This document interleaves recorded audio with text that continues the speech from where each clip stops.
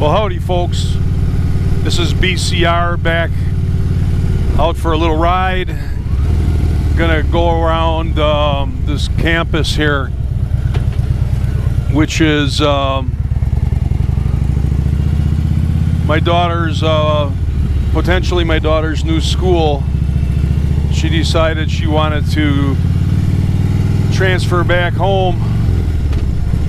And as much as we love the last school, we're thrilled that she's possibly going to be coming back home, as we sure miss her when she's gone. And then the whole cost savings is huge, because room and board costs more than the school itself. These are some of the housing units that they have. They look pretty cool. They have dorms and apartments.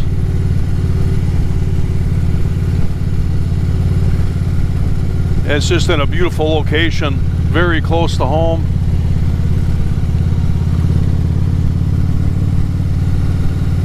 And yeah, she'll be living at home, not in these units, but they do have a lot of nice units available at different price ranges.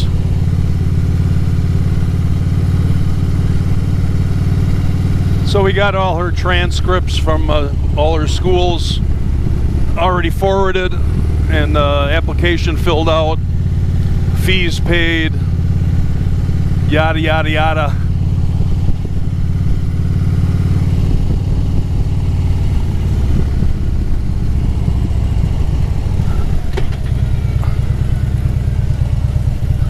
I'm gonna cut through the middle here and see where this takes me.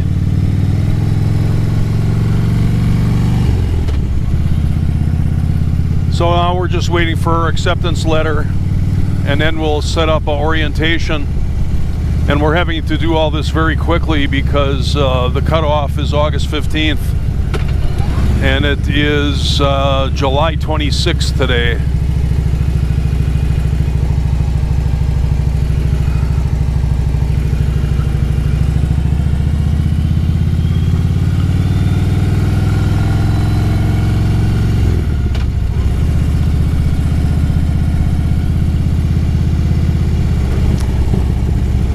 We've been in some of these buildings before and have spent some time here over the years.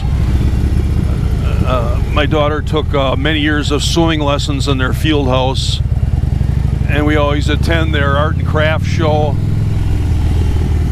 which is usually held, I believe, in this area here.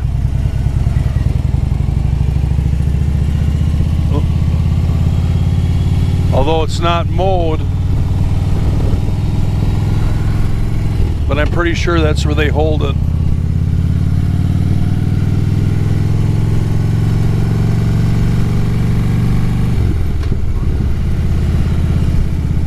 And my daughter's best friend also attends that school.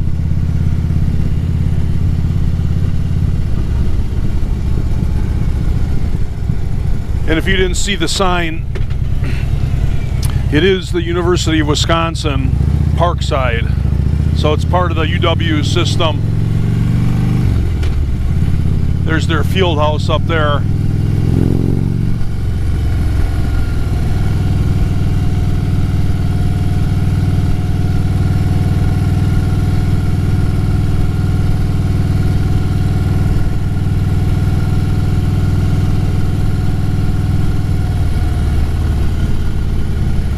I've been very impressed with their admissions department, who I've been communicating with.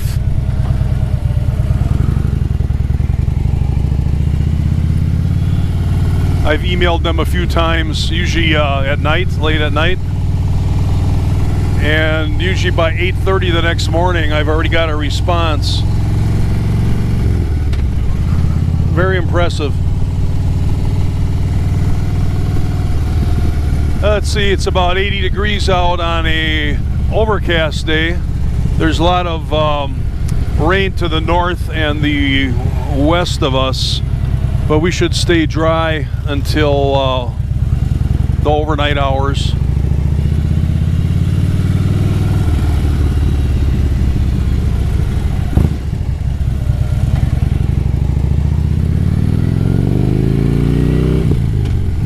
a jogger.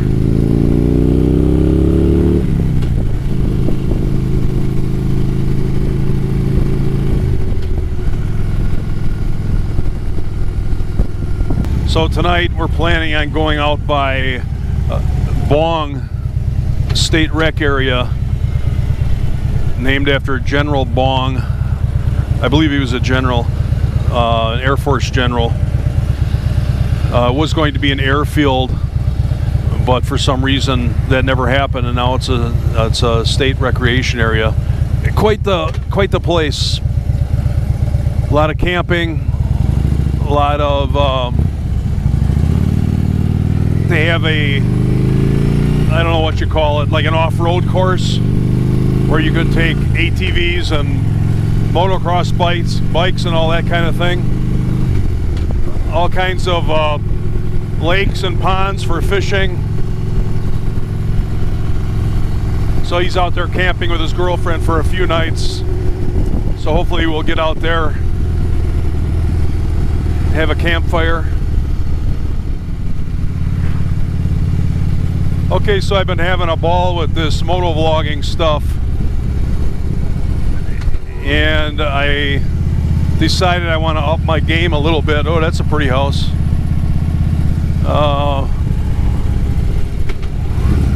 So I'm looking into getting a second camera. Can't afford another GoPro, otherwise I just get another one, but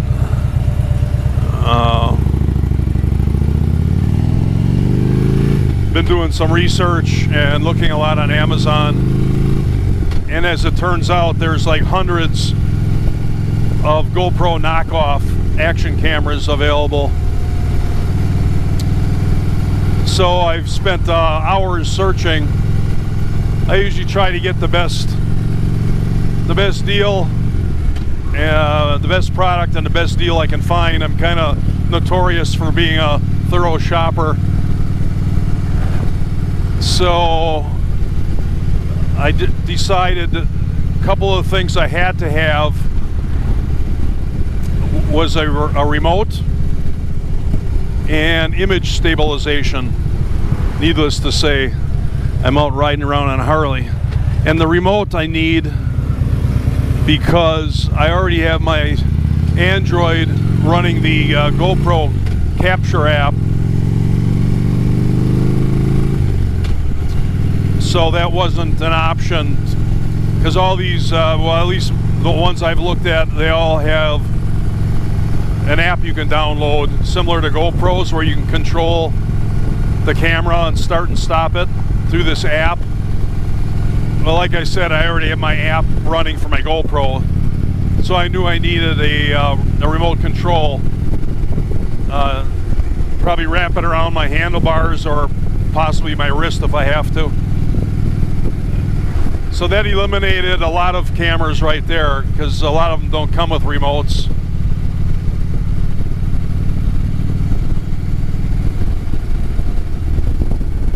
And then the image stabilization is another thing many of them don't have. So after finding a batch of them, cameras with those two features,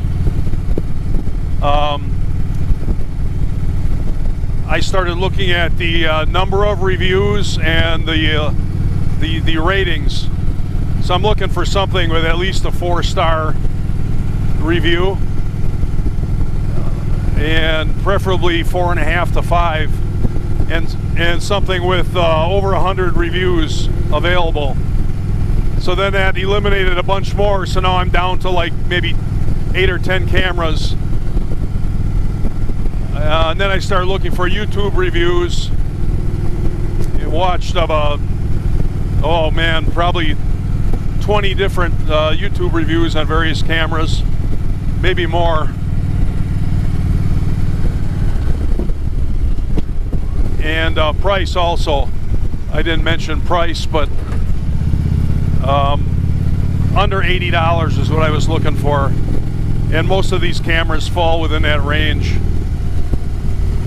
They'll run anywhere from 35 to say 150 bucks. Anything past that, you're just getting into your GoPro territory. So you might as well just go with a GoPro. So I want to go under 80 bucks.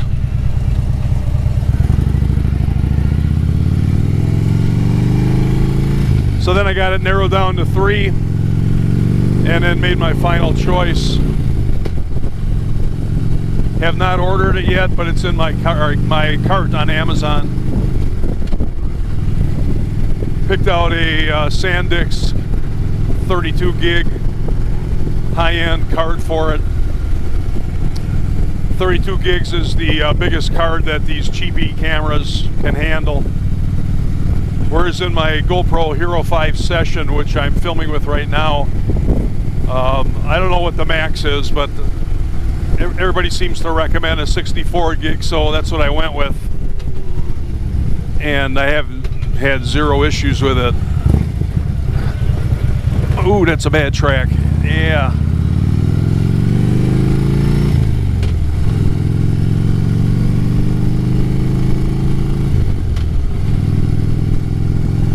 So I'll eventually, hopefully pretty soon here, order it and get it set up, and then I'll let you know what I ended up getting and how I like it. Oh, my father-in-law would love to see that. He's a former big equipment operator.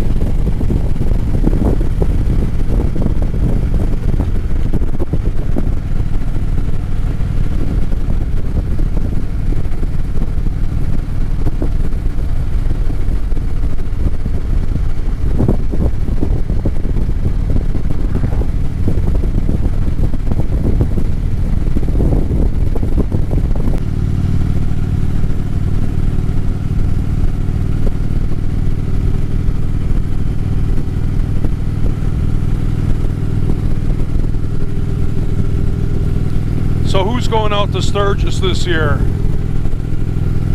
I sure as hell wish I was, but I am not. It's the 77th anniversary,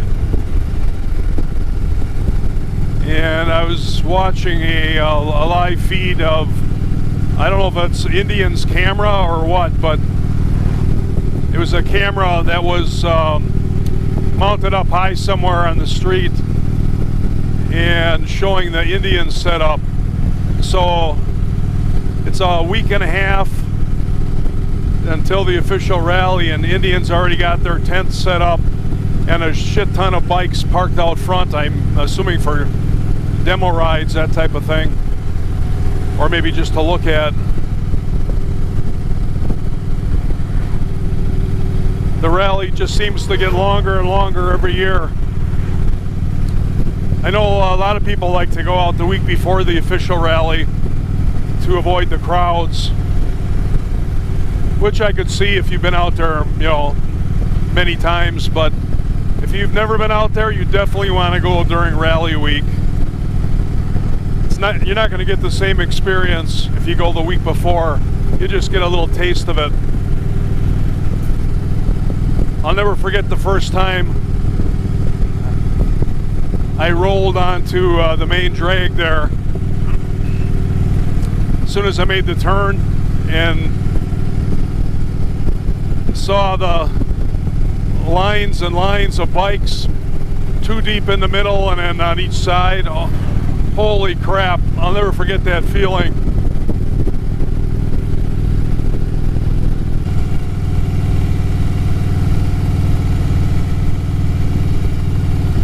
So I've only been out to Sturgis 3 times. I went out in 1990 for the 50th anniversary. That was my first one. 1990.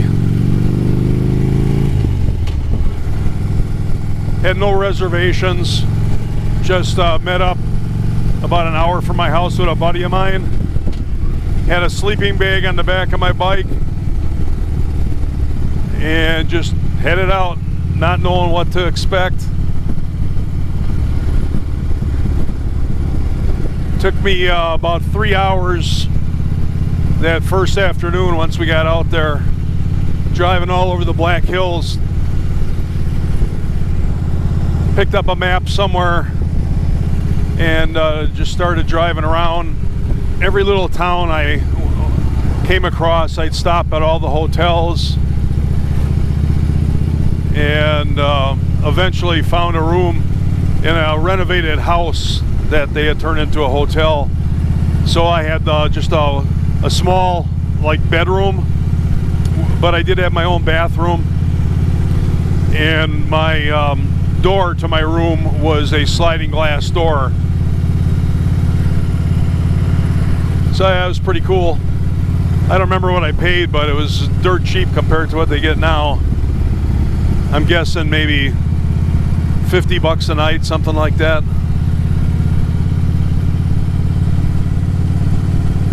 And then I went out the very next year, had reservations in Keystone, had a little hotel there,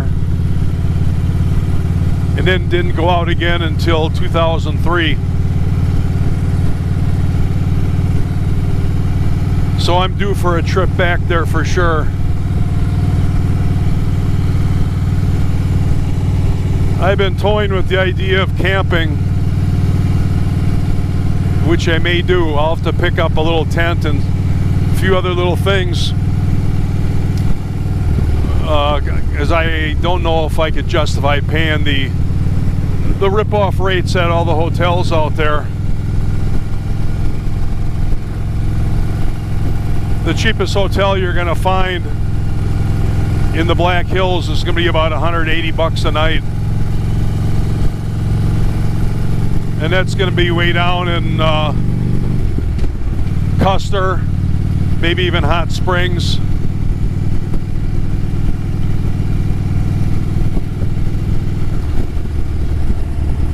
I really like the Hill City area. I'd love to stay in a little hotel, or one of the hotels there, like maybe the Best Western. I also love Deadwood. If money wasn't an object, I'd be staying at one of the historic hotels in Deadwood. I don't remember what they get, but I do check from time to time, and it's multi-hundreds of dollars a night.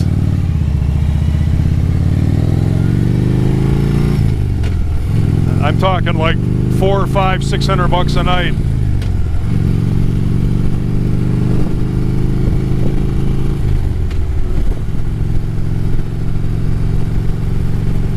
But anyway, let me know down in the comments section if you got plans to do Sturgis this year and where you're staying,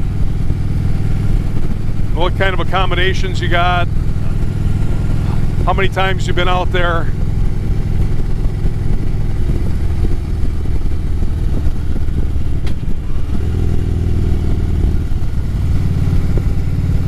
I don't know if this road is a complete dead end or if it was the one that went off to my left.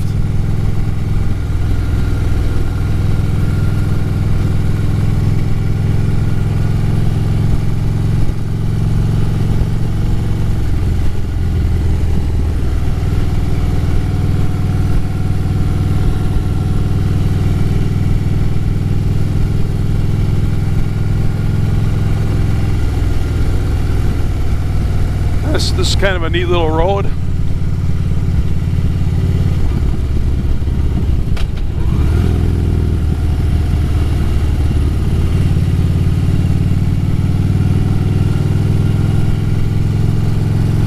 Well, that'll do it for the Bruce City Rider on this video.